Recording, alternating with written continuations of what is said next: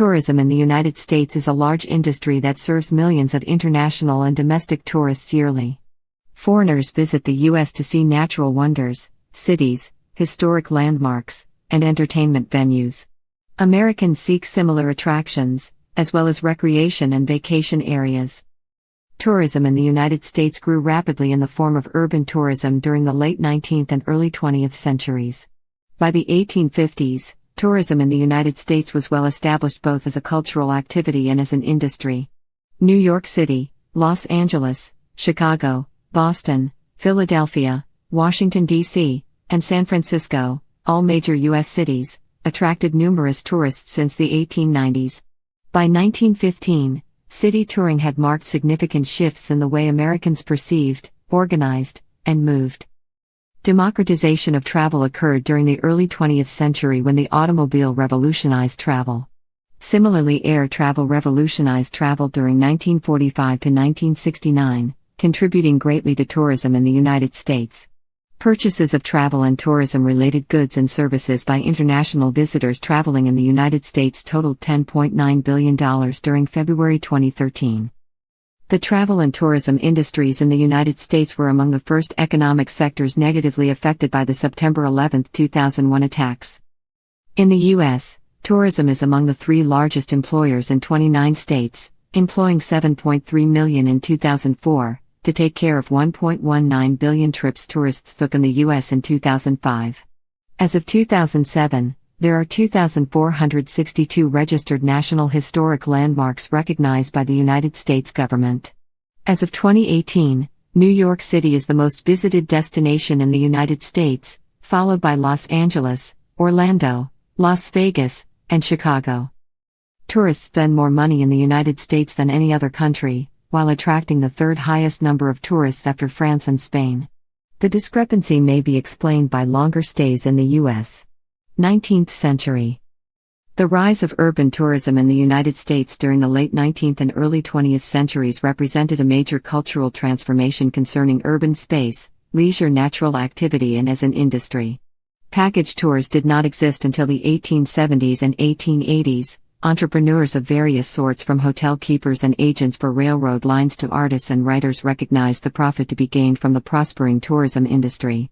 The rise of locomotive steam-powered trains during the 1800s enabled tourists to travel more easily and quickly. In the United States, 2,800 miles of track had been completed by 1840. By 1860, all major eastern U.S. cities were linked by rail, and by 1869 the first Trans-American Railroad link was completed. Yosemite Park was developed as a tourist attraction in the late 1850s and early 1860s for an audience who wanted a national icon and place to symbolize exotic wonder of its region. Photography played an important role for the first time in the development of tourist attractions, making it possible to distribute hundreds of images showing various places of interest. New York City, Chicago, Boston, Philadelphia, Washington, D.C., and San Francisco, all major U.S. cities, attracted numerous tourists by the 1890s. New York's population grew from 300,000 in 1840 to 800,000 in 1850. Chicago experienced a dramatic increase from 4,000 residents in 1840 to 300,000 by 1870. Dictionaries first published the word tourist sometime in 1800, when it referred to those going to Europe or making a round trip of natural wonders in New York and New England. The absence of urban tourism during the 19th century was in part because American cities lacked the architecture and art which attracted thousands to Europe. American cities tended to offend the sensitive with ugliness and commercialism rather than inspire awe or aesthetic pleasure. Some tourists were fascinated by the rapid growth of the new urban areas. It is an absorbing thing to watch the process of world-making, both the formation of the natural and the conventional world, wrote English writer Harriet Martineau in 1837. As American cities developed, new institutions to accommodate and care for the insane, disabled and criminal were constructed. The Hartford, Connecticut American School for the Deaf opened in 1817, Ossining, New York State Prison in 1825, the Connecticut State Penitentiary at Wethersfield in 1827, Mount Auburn Cemetery in 1831, the Perkins School for the Blind in 1832, and the Worcester State Hospital in 1833. These institutions attracted the curiosity of American and foreign visitors. The English writer and actress Fanny Kemble was an admirer of the American prison system who was also concerned that nature was being destroyed in favor of new developments. Guidebooks published in the 1830s, 40s and 50s described new prisons, asylums and institutions for the deaf and blind, and urged tourists to visit these sites. Accounts of these visits written by Charles Dickens, Harriet Martineau, Lydia Sigourney and Caroline Gilman were published in magazines and travel books. Sigourney's scenes in My Native Land included descriptions of her tour of Niagara Falls and other places of scenic interest with accounts of her visits to prisons and asylums. Many visited these institutions because nothing like them had existed before. The buildings which housed them were themselves monumental, often placed on hilltops as a symbol of accomplishment. Early tourism. By 1915, city touring had marked significant shifts in the way Americans perceived, organized and moved around in urban environments. Urban tourism became a profitable industry in 1915 as the number of tour agencies, railroad passenger departments, guidebook publishers and travel writers grew at a fast pace. The expense of pleasure tours meant that only the minority of Americans between 1850 and 1915 could experience the luxury of tourism. Many Americans traveled to find work, but few found time for enjoyment of the urban environment. As transportation networks improved, the length of commuting decreased, and income rose. A growing number of Americans were able to afford short vacations by 1915. Still, mass tourism was not possible until after World War II. During the 19th century, tourism of any form had been available only to the upper and middle classes. This changed during the early 20th century through the democratization of travel. In 1895, popular publications printed articles showing the car was cheaper to operate than the horse. The development of automobiles in the early 1900s included the introduction of the Ford Model T in 1908. In 1900, 8,000 cars were registered in the U.S., which increased to 619,000 by 1911. By the time of the Model T's introduction in 1908, there were 44 U.S. households per car. Early cars were a luxury for the wealthy, but after Ford began to dramatically drop prices after 1913, more were able to afford one. The development of hotels with leisure complexes had become a popular development during the 1930s in the United States. The range of club-type holidays available appealed to a broad segment of a holiday market.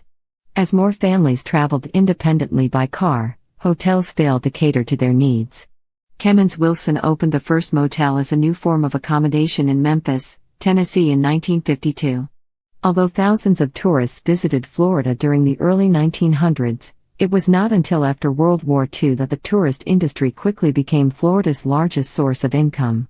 Florida's white sandy beaches, warm winter temperatures and wide range of activities such as swimming, fishing, boating and hiking all attracted tourists to the state.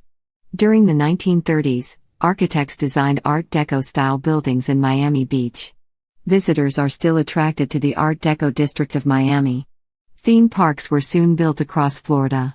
One of the largest resorts in the world, Walt Disney World Resort, was opened near Orlando, Florida in 1971. In its first year, the 28,000-acre park added $14 billion to Orlando's economy. Late 20th century.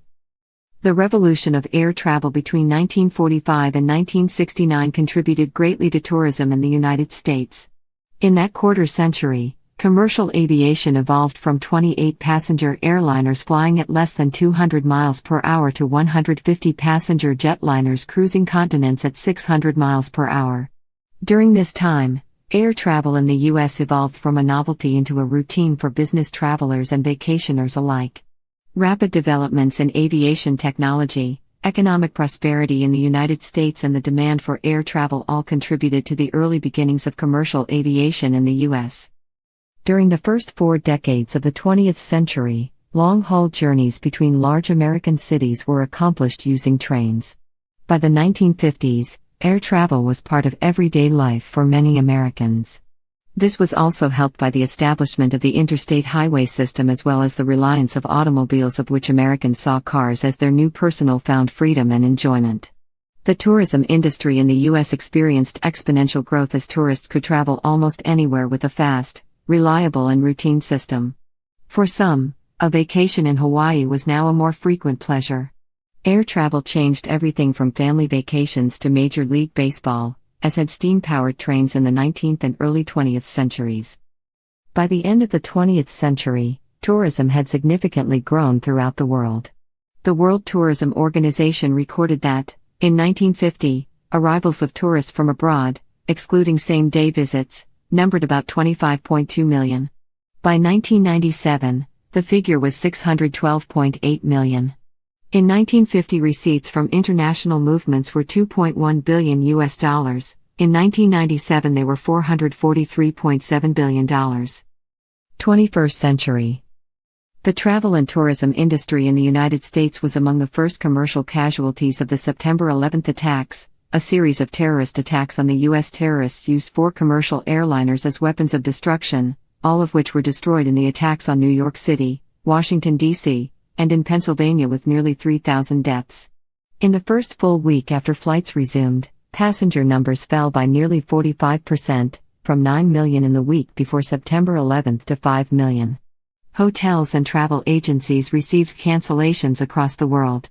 The hotel industry suffered an estimated $700 million loss in revenue during the 4 days following the attacks. The situation recovered over the following months as the Federal Reserve kept the financial system afloat.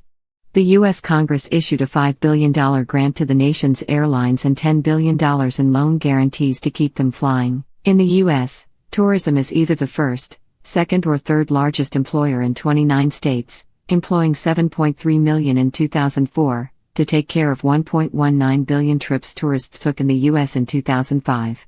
The U.S. outbound holiday market is sensitive in the short term, but possibly one of the most surprising results from the September 11, 2001 attacks was that by February 2002 it had bounced back. This quick revival was generally quicker than many commentators had predicted only 5 months earlier. The United States economy began to slow significantly in 2007, mostly because of a real estate slump, gas prices, and related financial problems. Many economists believe that the economy entered a recession at the end of 2007 or early in 2008. Some state budgets for tourism marketing have decreased, such as Connecticut, which is facing soaring gas prices. 100 million tourists visited Florida in 2015, a record for the nation. Attractions. Today, there exists a wide range of tourist attractions in the United States, such as amusement parks, festivals, gambling, golf courses, historical buildings and landmarks, hotels, museums, galleries, outdoor recreation, spas, restaurants, and sports. Travel warning. After many persons had been killed in various mass shootings in the U.S., Amnesty International issued a travel warning in August 2019. Some countries have also issued travel warnings. Top tourist attractions: Central Park, Times Square, Mall of America, Union Station, Las Vegas Strip, Millennium Park, Grand Central Terminal, Lincoln Park, Magic Kingdom, Walt Disney World, Disneyland Resort, Golden Gate Bridge, Faneuil Hall Marketplace, Golden Gate Park, Balboa Park, Epcot, Walt Disney World, Pike Place Market, Disney's Animal Kingdom, Walt Disney World, Disney's Hollywood Studios, Walt Disney World, Great Smoky Mountains National Park, South Street Seaport, Mackinac Bridge.